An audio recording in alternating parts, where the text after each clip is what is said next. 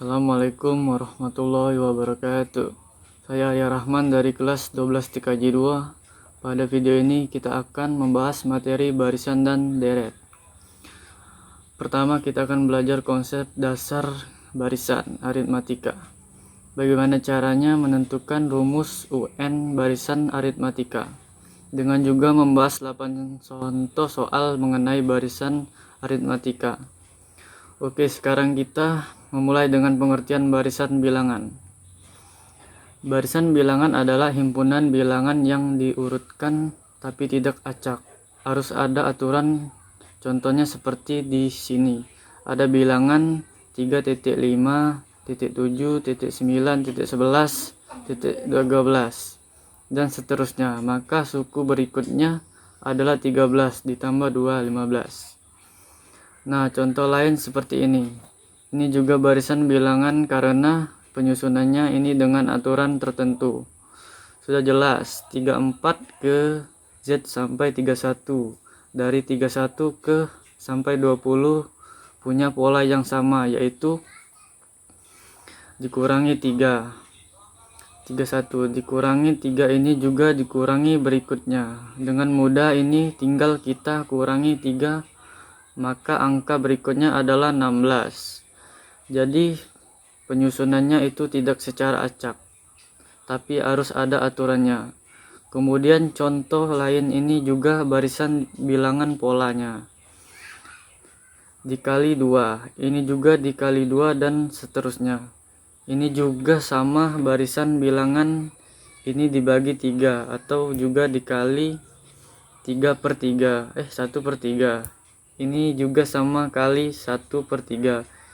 Ini kali 1/3 dari berikutnya sama sekali 1/3 dan seterusnya.